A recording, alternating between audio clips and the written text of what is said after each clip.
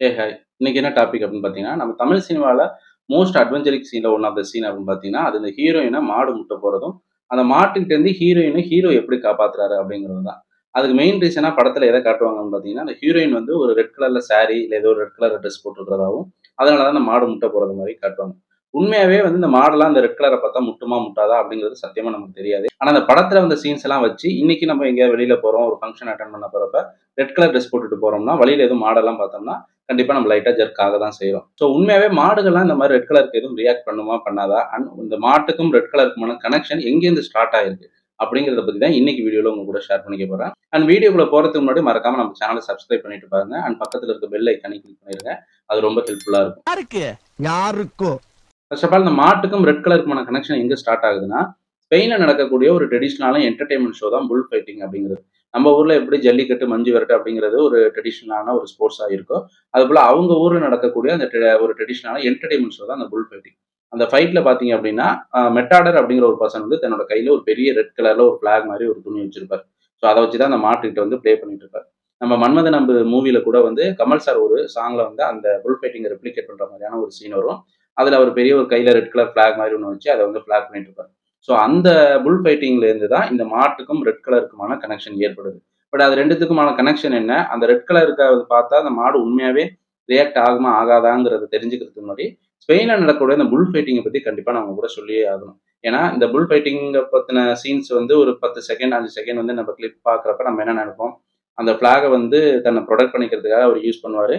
அந்த மாட்டுக்கிட்டேருந்து முட்டுப்படாம எந்த அளவுக்கு தப்பிக்கிறாரோ, அந்த பிளேயர் வந்து வின் பண்ணிருவாங்க அப்படிங்கிற மாரியான ஒரு ஜெனரல் காமன் அசம்ப்ஷன் தான் நமக்கு இருக்கும். பட் உண்மையாவே ஸ்பெயின்ல நடக்கிற அந்த புல் ஃபைட்டிங் பார்த்தீங்கன்னா, ரொம்ப கொடூரமாவும், ரொம்ப குரூவாலிட்டியாவும் இருக்கும். இப்ப நம்ம ஊர்ல நடக்கிற ஜல்லிக்கட்டு பார்த்தீங்க அப்படின்னா, 3 பக்கம் வந்து ஃபென்ச் பண்ணியிருப்பாங்க. அண்ட் நடுவுல வந்து மாடு வெளியில வரதுக்கான அந்த ஓப்பனிங் இருக்கும். வாடிவாசல் அப்படிங்கிற ஓப்பனிங். அது வழியா மாடு வெளியில வரும். மாடோட ஹம்ப வந்து பிளேயர்ஸ் வந்து ஹோல்ட் பண்ணி புடிச்சுட்டாங்க அப்படின்னா, அந்த பிளேயர் வந்து வின்னிங்ன்னு அனௌன்ஸ் பண்ணிருவாங்க. இல்ல யாருமே புடிக்கல அப்படின்னா, அந்த மாடு வந்து வின்னிங்ன்னு சொல்லி அனௌன்ஸ் பண்ணிருவாங்க. ஸோ அந்த மாடு வெளியில போயிரும். எப்படி பார்த்தீங்கன்னாலும் அந்த மாடு வந்து ஒன்ஸ் வந்து அந்த வாடிவாசல்லேருந்து வெளியில வந்துச்சுன்னா, அது வந்து வெளியில போனதுதான். திரும்பி அது அந்த கேம்ல வந்து கலந்துக்காது. ஆனா அதுக்கு எந்த ஒரு குரூவாலிட்டியோ இல்ல எந்த ஒரு டார்ச்சரோ அந்த கேம்ல வந்து இருக்காது. இது நம்ம ஊர் ஜல்லிக்கட்டா. இப்ப ஸ்பெயின்ல நடக்கக்கூடிய அந்த புல் ஃபைட்டிங் பார்த்தீங்க அப்படின்னா, கிரிக்கெட் கிரவுண்ட் மாரியான ஒரு பெரிய கிரவுண்ட்ல வந்து அத நடுவுல உள்ள விட்டுருவாங்க. சுத்தி லட்சக்கணக்கான பேர் வந்து ஆடியன்ஸா உட்கார்ந்து பார்ப்பாங்க. ஒன்ஸ் வந்து அந்த கிரவுண்ட்குள்ள அந்த புல் வந்து என்டர் ஆயிட்டு அப்படின்னா, அது 3 ஸ்டேஜா ஒரு அளவு கடந்த டார்ச்சர ஃபேஸ் பண்ணிட்டு, கடைசியில செத்து பொணமா தான் வெளியில போகுமே தவிர, அதுக்கு வேற ஆப்ஷனே அதுக்கு கிடையாது. அதுவும் இந்த 3 ஸ்டேஜ் பார்த்தீங்கன்னா, ஃபர்ஸ்ட் ஸ்டேஜ்ல பிக்காடர் அப்படிங்கிறவர் வந்து குதிரையில வருவார். அந்த பிக்காடர் அப்படிங்கிற நேம் பார்த்தீங்க அப்படின்னா, இப்ப கிரிக்கெட்ல வந்து பவுலர், விக்கெட் கீப்பர், பேட்ஸ்மேன் சொல்றோம்ல. ஸோ அது மாரி அது ஒரு கேரக்டர் பேர் தானே தவிர, அந்த பிளேயரோட நேம் கிடையாது. அந்த பிக்காடர் வருவாரு. அவருடைய மெயின் டியூட்டியே என்னன்னு பார்த்தீங்கன்னா, இந்த மாட்டோடைய எனர்ஜியையும், அதோட அக்ரஷனையும் குறைக்கிறது தான். ஏன்னா, இந்த கேம் நடக்கிறப்ப பார்த்தீங்கன்னா, அந்த மாடு வந்து டைரக்ட்டா காட்டுலேருந்து புடிச்சிட்டு வந்துருவாங்க. ஸோ அதனால அது ரொம்ப அக்ரஷனாவும், ரொம்ப எனர்ஜெட்டிக்காவும் இருக்கும். ஸோ அதனால அது அடுத்தடுத்த ஸ்டேஜ்க்கு போறப்ப, அதோட எனர்ஜியும், அக்ரஷன் லெவலையும் குறைக்கணும் அப்படிங்கிறதுக்காக, இந்த பிக்காடர் அப்படிங்கிறவரு அதுக்காக தான் வருவார். அவர் அத என்ன பண்ணுவாருன்னு பார்த்தீங்கன்னா, அந்த மாட்ட வந்து அந்த கிரவுண்ட் ஃபுல்லா சுத்த விட்டு, அதோட எனர்ஜிய வந்து ஃபுல்லா ட்ரெயின் பண்ணுவாரு அப்படின்னு நினைச்சீங்கன்னா, அதான் கிடையாது. ஒரு பெரிய ஈட்டி வச்சிருப்பார். அந்த ஈட்டிய எடுத்து அந்த மாட்டோடைய ஷோல்டர்லயே வந்து குத்துவார். அது எது வரைக்கும் குத்துவார்ன்னு பார்த்தீங்கன்னா, இந்த ஷோவுடைய ஜட்ஜஸ் அப்படின்னு சொல்லிட்டு அந்த ஸ்டேடியத்துல இருப்பாங்க. அவங்க வந்து சொல்லணும். இந்த மாட்டோட எனர்ஜி ஓரளவுக்கு டிராப் ஆயிருக்கு. ஸோ இது போதும் அப்படின்னு சொல்ற வரைக்கும் அந்த ஃபர்ஸ்ட் ஸ்டேஜ்ங்கிறது நடந்துகிட்டே இருக்கும். அண்ட் அதுவரைக்கும் அவர் வந்து அந்த மாட்டோடைய ஷோல்டர்ல குத்திக்கிட்டே இருப்பார். அண்ட் செகண்ட் ஸ்டேஜ்ல பார்த்தீங்க அப்படின்னா, பேண்டிலாஸ் அப்படின்னு சொல்லிட்டு வருவார். அவர் என்ன பண்ணுவாருன்னு பார்த்தீங்கன்னா, நம்ம பழைய தாத்தா கூட சொல்லுவோம்ல, அந்த மாரியான ஒரு பெரிய ஸ்டிக் மாரி இருக்கும். ஆனா அதோட எண்டுல பார்த்தீங்கன்னா, ஒரு 10 இன்ச் வந்து ஒரு கத்தி இருக்கும். ஸோ அந்த கத்தி வந்து மாரி 2 ஸ்டிக் வச்சிருப்பார். அந்த 2 ஸ்டிக்கையும் எடுத்து அந்த மாட்டோட ஹம்ப்ல குத்தணும். அந்த திமில்ன்னு சொல்றோம்ல, அந்த ஹம்ப்ல வந்து அத குத்துவாரு. அது எதுவரைக்கும் நடக்கும்னா, அதுவும் இதே மாரி அந்த பார்க்கக்கூடிய ஜட்ஜஸ் வந்து அதோட எனர்ஜி லெவல் வந்து இன்னும் கொஞ்சம் டிராப் ஆயிருக்குன்னு சொல்ற வரைக்கும் அவர் குத்திக்கிட்டே இருக்கணும். அண்ட் அந்த குத்துன அந்த ஸ்டிக்ஸ் வந்து அந்த மாட்டோட ஹம்ப்லயே தொங்கும். அத கூட உங்களுக்கு பிக்சர்ல காட்டுறேன். ஸோ இதுதான் 2வது ஸ்டேஜ். அந்த 3வது ஸ்டேஜ்ல தான் இந்த மெட்டாடர் அப்படிங்கிற பெர்சன் வருவார். இவரு கையில இருக்கக்கூடிய அந்த பெரிய துணி தான் பார்த்தீங்கன்னா, அந்த முலேட்டா அப்படிங்கிற துணி. இது வந்து ரெட் கலர்ல இருக்கும். அண்ட் இந்த கிளாத்துக்கு பின்னாடி பார்த்தீங்கன்னா, அவரு பெரிய ஒரு வாள் ஒண்ணு வச்சிருப்பாரு. ஸோ அந்த வாள வச்சுட்டு அந்த மாட்டோடைய ஹம்புக்கும், அந்த மாட்டோட தலைப்பகுதிக்கும் நடுவுல போற அந்த கழுத்து பகுதி இருக்கு பார்த்தீங்களா, அதுல வந்து குத்தி அந்த மாட்ட கொல்லணும். ஆனா அது ஒரே குத்துலயும் செத்து போகலாம். இல்ல 1, 2 குத்து குத்தி அதுக்கப்புறமும் அந்த மாடு சாகலாம். அது விழுந்தும் அது சாகாம இருக்கிற பட்சத்துல மறுபடியும் அதோடைய கழுத்திலேயே வந்து கத்தியால குத்தி அந்த மாட்ட கொல்லணும். இப்படிதான் ஸ்பெயின்ல நடக்கக்கூடிய அந்த புல் ஃபைட்டிங்கிறது ஆக்சுவலா நடக்கும். நம்ம நார்மலா புல் ஃபைட்டிங்ன்னு சொன்னோம்னா நம்ம என்ன நெனச்சிருப்போம், 2 மாடும் மோதிக்கும். இல்லைன்னா படத்துல காட்டக்கூடிய இந்த கிளிப்ஸை வச்சுக்கிட்டு நம்ம ஒரு அசம்ஷன் நம்ம பண்ணிருப்போம். ஆனா ஆக்சுவலா இப்படிதான் அங்க நடக்கக்கூடிய புல் ஃபைட்டிங்கிறது நடக்கும். சரி, இப்ப இந்த மாட்டுக்கும் இந்த ரெட் கலர் துணிக்கும் என்ன கனெக்ஷன்? எதுக்காக ஸ்பெசிஃபிக்கா அதை ரெட் கலர்ல யூஸ் பண்ணிட்டு இருக்காங்க அப்படின்னு கேட்டீங்கன்னா, சயின்டிபிக்கலா பார்த்தோம்னா ஒரு ஆணியும் கிடையாது.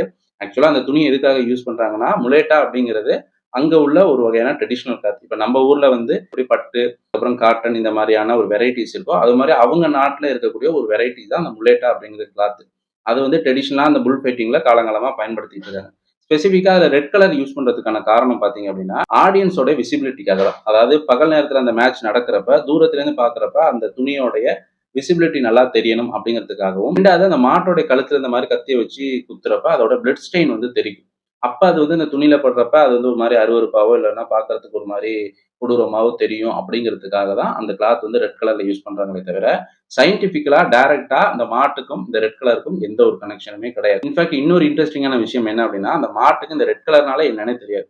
மாடுகளுக்கு முன்னாடி வந்து இந்த மாதிரி நிறைய கலரை நீங்க கொண்டு போய் வச்சீங்கன்னா, அதுக்கு வந்து கிரீன் இல்லைன்னா எல்லோ இல்லைன்னா ப்ளூயிஷ் அப்படிங்கிற ஷேடோ கலரா தான் அதுக்கு தெரியுமே தவிர, ஸ்பெசிஃபிக்கா எல்லா கலருமே அதால டிஃபரன்ஷியேட் பண்ணி பார்க்க முடியாது. நீங்க வந்து ஸ்பெசிஃபிக்கா ஒரு ரெட் கலர் காட்டுனீங்கன்னா, அதுக்கு வந்து கிரீனிஷ் ஷேடோவா தான் தெரியுமே தவிர, இந்த கலர் இந்தந்த கேட்டகரி அப்படிங்கிற மாதிரியே அதால டிஃபரன்ஷியேட் பண்ணி பார்க்கவே முடியாது. சரி, அப்ப அந்த மாட்டுக்கு இந்த ரெட் கலரே என்னன்னு தெரியாதுன்னா, அப்புறம் அந்த கிளாத்த பார்க்குறப்ப மட்டும் அது எப்படி ரியாக்ட் பண்ணுதுன்னு கேட்டீங்கன்னா, ஆக்சுவலா அந்த மெட்டாடர் அப்படிங்கிற பர்சன் வந்து அந்த கிளாத்த கொஞ்சம் நேரத்துக்கு வந்து அப்படியே ஹோல்ட் பண்ணி வச்சிருப்பாரு.